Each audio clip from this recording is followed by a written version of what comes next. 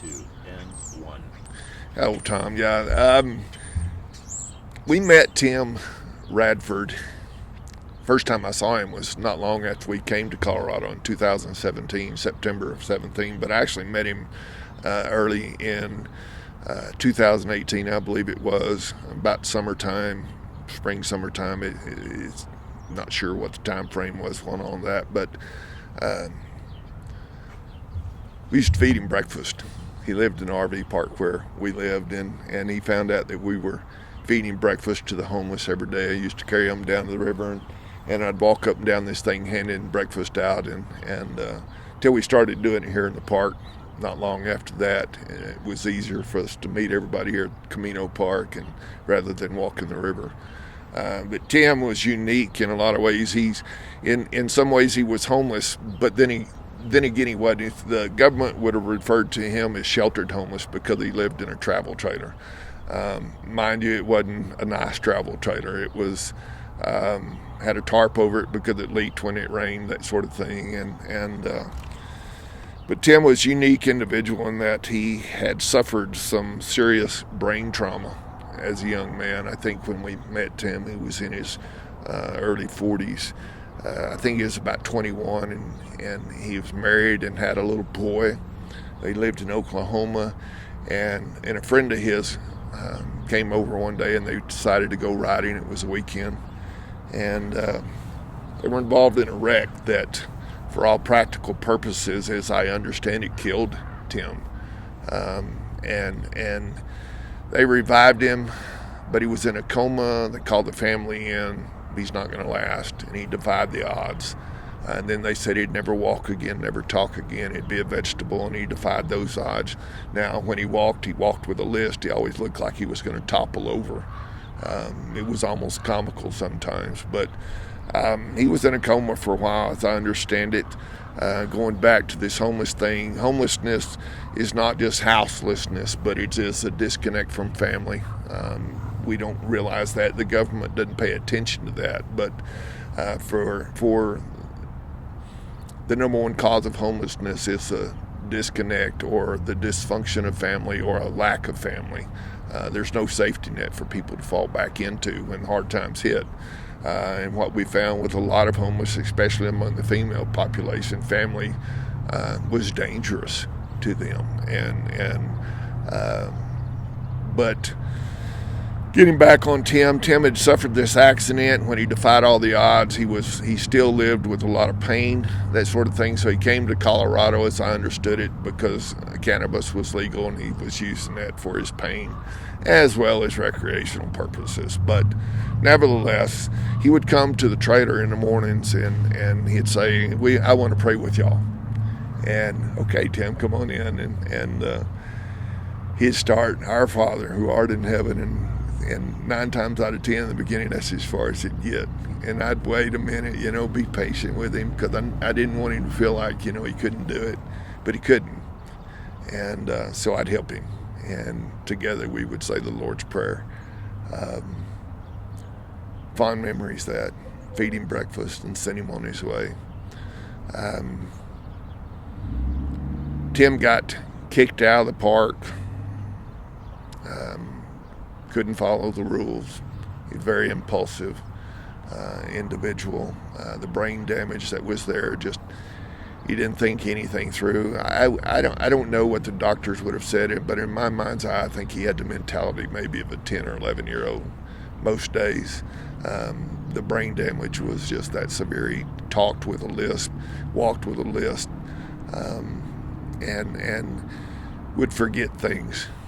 Just, you could tell him something one minute, he'd forget the next. But he was a sweet guy, a loving guy. We interacted with him off and on for several months, and watched him move from one place to another, trying to find some place, and he almost always would wind up getting kicked out because people just couldn't handle Tim. It's not that he was a bad guy. It's not that he was doing anything criminally negligent or illegal or things like that. He just didn't take care of business because he couldn't. He couldn't think that far ahead to take care of business, and being compulsive, he just did whatever made Tim happy. But he went missing. And his brother contacted me, and going back to that homelessness and talking about his brother, I've met his brother subsequently many times. Quentin is his name. He's a good guy. Homelessness has this dysfunction of family that's usually associated with it, and Tim had family, but they were very poor, and I don't think that they could. His mother wasn't in much of a shape anymore to take care of him. His wife left him. She couldn't deal with him and took their baby, and so Tim's out here in Colorado, and it wasn't that he didn't have family, they just couldn't take care of him. So anyway, he went missing. His brother called me, and we talked a good while. We looked for Tim. We gathered with the family when the family came here from Oklahoma. Tim and his wife then, and I think, if I recall, his mother came, and a couple of other people, and they searched the river. They put flyers out. We walked the river several times looking. I went to several of the old places where I knew he had lived before. One was way out in the country. Drove out there, no Tim, and they filed a missing persons report. I don't remember the time frame for when they found his body, but it was sometime later, several months after he was reported missing, that they found Tim's body. And as I recall, it was in one of the buildings up north of the fairground, or very close to the fairground. And his brother called me, told me they found his body, and I asked him what happened, and it's my understanding that Tim wasn't just murdered, he was executed, that he'd been shot in the back of the head. And the family was assured that they were investigating, that they'd take care of things, that there had to be an autopsy. And as soon as the autopsy was over, they would contact the family so that they could retrieve the body and take it back to Oklahoma for burial. That didn't happen. We found out later that Tim's body had been buried in a mass grave in a cemetery that we didn't even know about. We had been led, and I'm kind of jumping the gun a little bit, but we'll go back. I don't remember the time frame, but I know it was a long time. It was several months from the time that they found him and told the family that as soon as the autopsy was done, they would release the body to the family. His brother called me one day and told me that he had contacted the coroner to ask when they would release the body, and the coroner had told him that they'd already buried the body. And I'm not privy to that conversation other than through the brothers talking to me and telling me what happened. I know it was a very excitable moment, a lot of anger, a lot of hurt, a lot of questions that still are unanswered.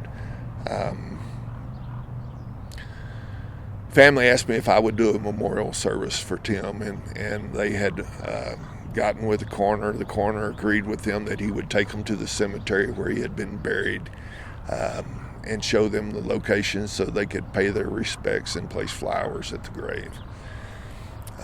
Contacted Pastor Carey from First Christian Church and asked if we would be allowed to use his building for the funeral service, the memorial service, and he agreed. And as I recall, that was in March. Was that March of 2019? I don't remember. Do you remember what the time frame was? But anyway, we did a funeral memorial service for Tim, and then we drove to the coroner's office, and there was quite a few family. I think there may be a dozen that attended that funeral, including some of our people.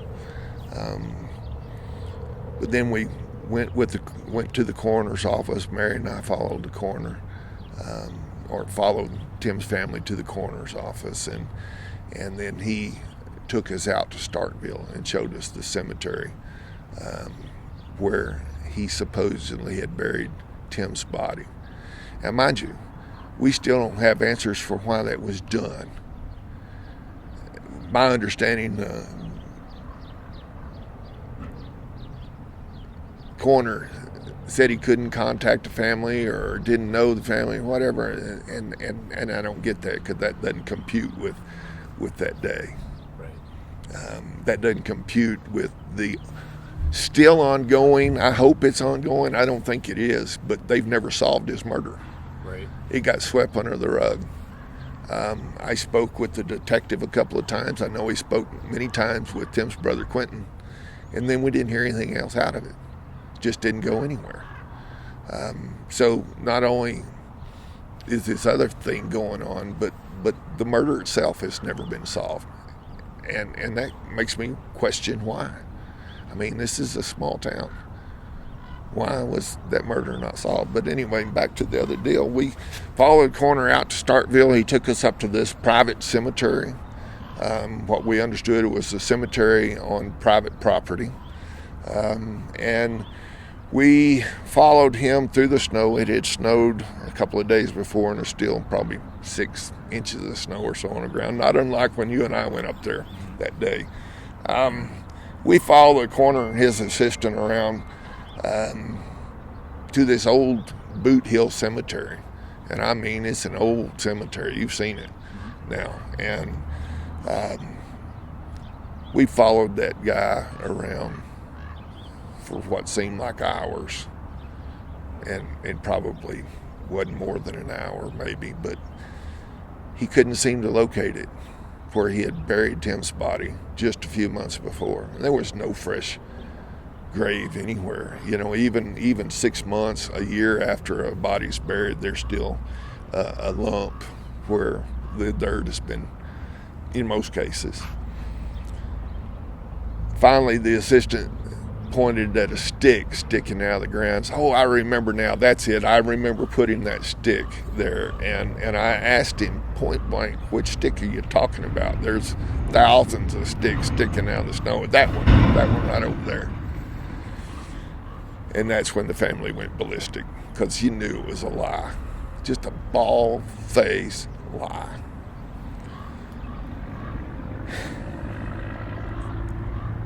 The coroner told me that he wasn't feeling well that day, and I kind of, as we were walking up the hill, I kind of hung back with him and just chatting him up a little bit.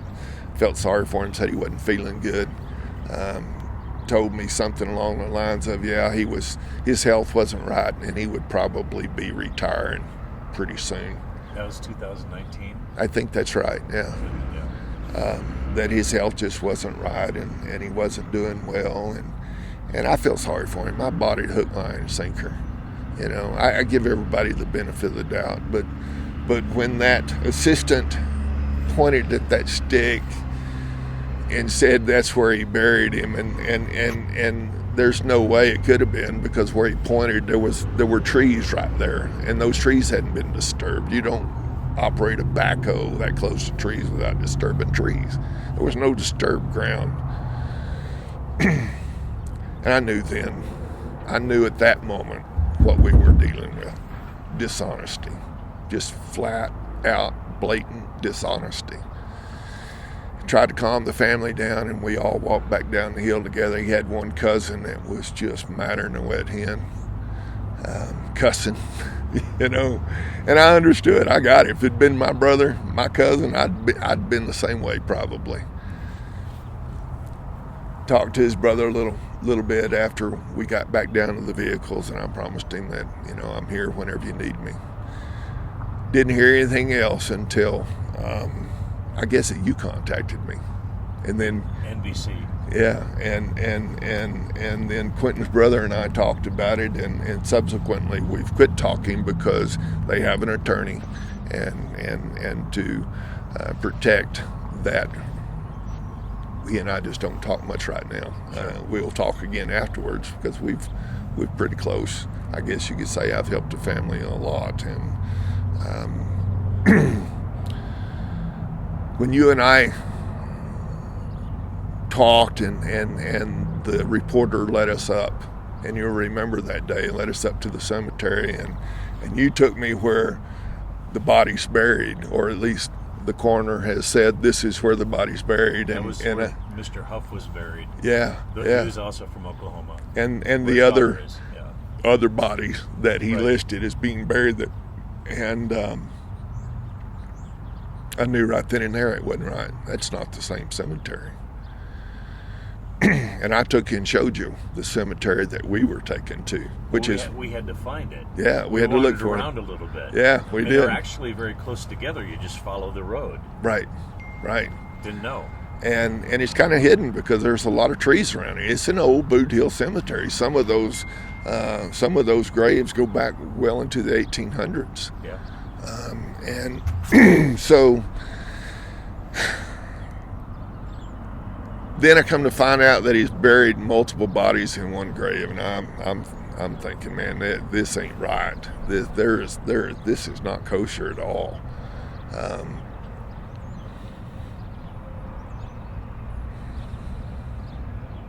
And it upsets me that happens in today's day and age. So Tim is home now. I baptized him in this river in the months prior to his death. And it was a good day. Right. And Tim's not feeling any pain anymore. Tim's not feeling anything but joy and happiness and thanksgiving. But the crimes, and there were crimes committed here. Number one, he wasn't just murdered.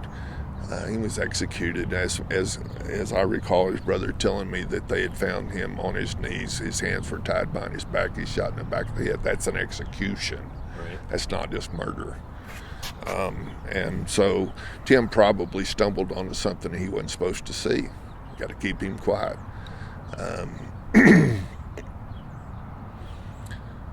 So there's the unsolved murder, and then the despicable way that the family was lied to about his body.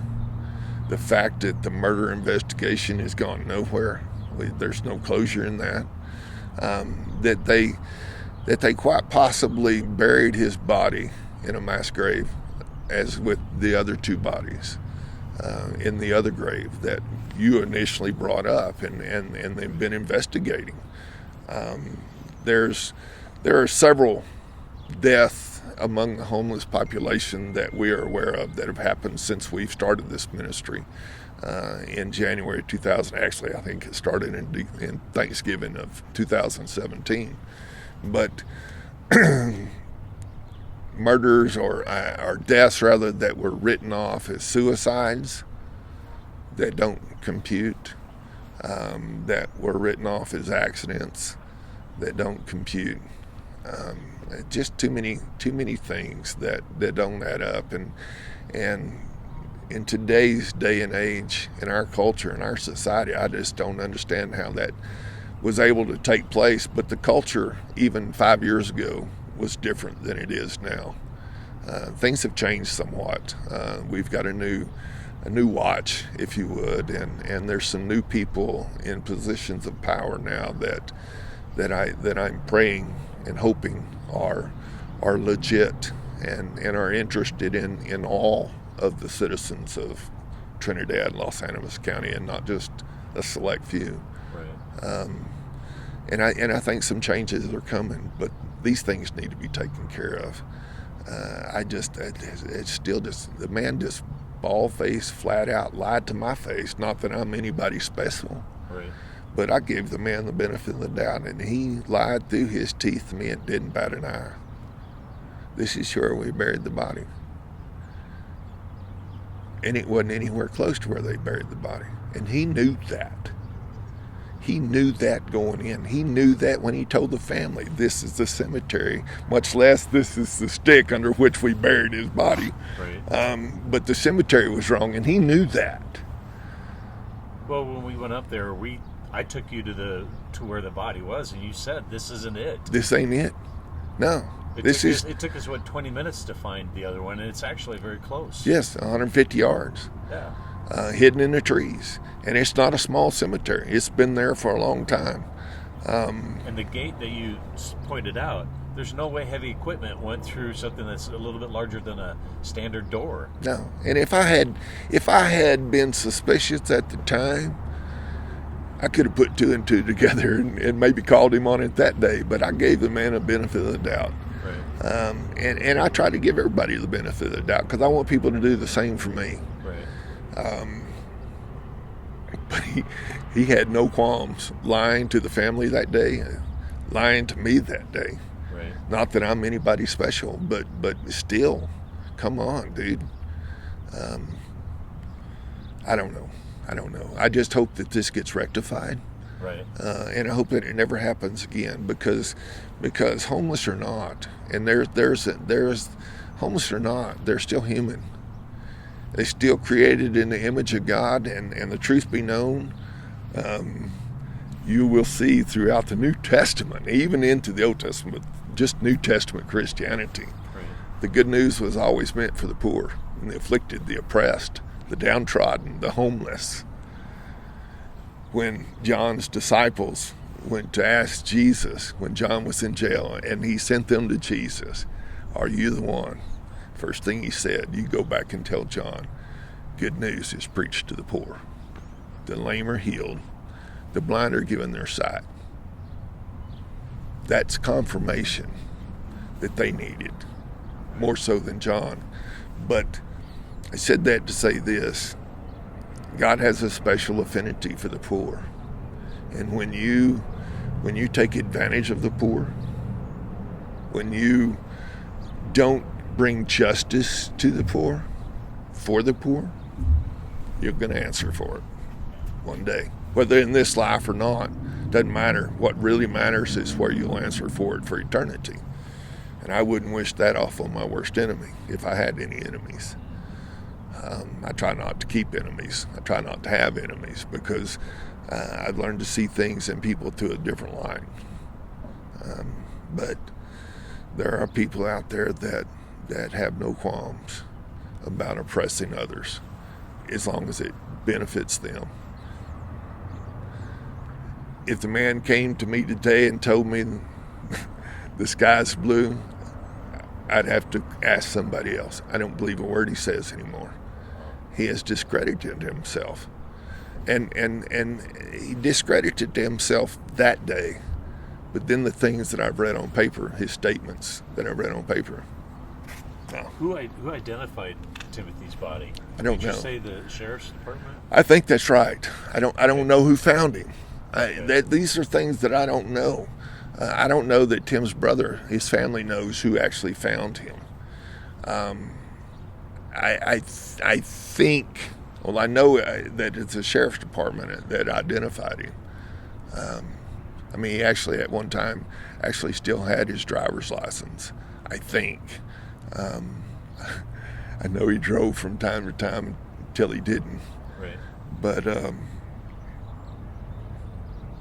I don't know who identified his body originally, who found it, or any of those things. I'm assuming it was the sheriff's department. Okay. I think it was called in, but I don't know those things. Okay. Just know approximately where he was found and what shape he was found in, according to what I learned from his brother. They don't release details like that to people like me, to the general public. We can get them. We're going to pursue that, I think. Okay, good. So, anything else, Pastor? So, just as maybe a little helpful idea, what can the people in the community do to help your ministry here? Be patient with us, because there are big things coming for our people, for the homeless population in Trinidad. My goal ultimately is to be able to say there will be and there is no more homelessness in Trinidad. Not that we're going to sweep it under the rug. That's what's been tried in the past. You can't sweep this; it's not going to go away on its own. Right. Most of the people, and I call them my people, our people, are damaged goods, abuse, neglect, you name it. Be patient with us. That's the most important thing. If you can't help, then at least do no harm. Right. And be patient with us, because our goal is to not only house everyone, but is to create the safety net that was missing that caused them to be homeless in the first place. If not blood family, at least community. Okay. Right. And so our goal is to build a community for them within the community of Trinidad. They once you've been homeless a certain amount of time, it becomes very, very difficult to assimilate back into the culture that created you. And I want you to pay attention to that. The culture that created you. We created this. There was a time in this nation's history where if you fell on hard times, your neighbor down the road was there for you. If you messed up, your neighbor down the road was there for you. You know, and that doesn't exist much anymore. Not the way it used to when you and I grew up, even. But we're going to rebuild family where we can, reconnect family where we can, and where we can't, we're going to create family for folks, community within a community. But anyway, as I was saying, I get sidetracked here once. Chase a squirrel. Yeah, I forgot where I was going again. Anyway, once you've been homeless for so long, you developed habits of survival that are not conducive to living in the culture itself. And it was hard. Those are hard habits to break, and sometimes they can be broken, and sometimes they can't. But the mindset that goes with that, the damage mentally and spiritually that's done through homelessness, is debilitating. If you can't function in the culture, if I can't get you in the culture, I can get you in your culture, and you'll thrive there. And there are places in the nation right now where that's happening, and they're doing well at it. We intend to create that here, so that one day, Jesus said the poor would always be among us. What he didn't say was that person would always be poor. And so I believe one of the reasons why he said that is, and why poor will always be among us, is it gives us an opportunity to prove and to live out our Christian faith, if we're Christians, or just to prove and live out our humanity if you don't believe in God. Right. You know, because at the end of the day, nobody gets out of this alive. We all get buried in the same 6-foot grave. You know, and so the old adage, he who dies with the most toys wins, is a bald-faced lie. He who dies with the most toys still dies. That's right. And he doesn't get to take those toys with him. So, and more times than not, they come a snare for those that are left behind. Right. But that's a subject for a different time. One last question. Is there any place where you've told me that you don't take a salary to do this? No, I don't. Is there any place that people can donate financially to help your ministry? Absolutely. You can make a check out to the Way and send it to P.O. Box 443. You'll have that recorded. Yeah. Goldthwaite, Texas, Goldthwaite, Texas 76844. Or you can make a check out to the Way and just give it to me. Okay. Or send it to my P.O. Box. P.O. Box, it's Clay Mason, P.O. Box 352, Trinidad 81082. I will include that in the text if you text that to me, so I have it written out. Yeah. So I don't have to go back and listen to it. Yeah, we don't bring in enough money for me to take a salary. I don't need a salary anyway. We live on the same food that we serve. We wear the same clothes that we hand out. For the most part, we live in a travel trailer because I refuse to spend money on something right now while the people that I profess to know and love are living in a cardboard box. We cook every day, twice on Sunday, right, for these people. It's the toughest ministry I've ever done. It's the toughest job I've ever done. I've been a fireman, high voltage lineman, carpenter, electrician, and minister. I've even driven a truck for a while, you know. But I've been a minister since 1999. And nothing I did, nothing I trained for prepared me for this ministry. Wow. I'm telling you, I wish and I say this to people, and it sounds like I'm being malicious. I'm not. It just is what it is. But they trained us in preaching school and seminary to preach to pretty people sitting in pretty pews in a pretty building with pretty stained glass. There's not anything pretty about these people most days, except that they're created in the image of God, and that makes them beautiful. But we don't bring in enough money right now to support. So Mary and I, we don't have any bills other than insurance and phone. Our life is devoted to this. We take a break every now and then because it is very taxing, but we live, sleep, breathe this homeless ministry in Trinidad, Colorado. We call it The Way. The church that we started is The Way. It's a church without walls, meets in a park. We hide under tents when it's raining, but we never don't serve. Even if I don't do a worship service on Sunday, I'm going to feed you. So, last thing, the good news. You guys are leaving because you have a grandbaby on the way? Yep. We'll finish it with that. Okay, Tell the people the news. Mary will be leaving next probably Thursday or Friday. Our middle daughter is having our 7th grandchild, a little boy. This grandchild has an older brother, Austin Perry Burnett, and he's named for his grandfather, his daddy's dad. Perry was his dad's dad. Perry and I were good friends growing up. Another story, but right. Lost touch for years and then met in Cisco, Texas at a church camp. I hadn't seen Perry in 20 plus years. And then met him at church camp, and then our kids started dating not long after that, a couple, 3 or 4 years after that. And then they got married. So Mary's leaving next Friday. The shower is next Saturday.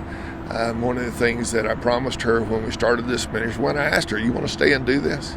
Because I could have gone back to Texas and preached in that box.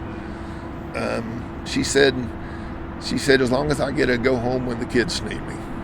Absolutely. I wouldn't have had it any other way. And so she will be leaving Friday to take care of Kelly before the baby. The baby's going to be born on May the 6th. They have a cesarean scheduled for that day. I will probably be leaving that Friday before the 6th. I think that's the 3rd, either the 2nd or 3rd, and headed to Texas. And we will be gone a couple of weeks. I got a family reunion. I hadn't been to a family reunion in a decade. And nobody's getting younger, so we're going to go see that. But this little boy, his name is Ryder Clayton. He's carrying my name. So it's a blessing. We've got 6, we'll have 6 grandsons and 1 granddaughter. So, all right. Yeah. Pastor Clay, thank you. Thank you for your time. You're welcome, brother. Thank you for what you're doing for this community. Well, hey, I appreciate you too. This needs to be rectified. I'm going to turn it off. Yeah.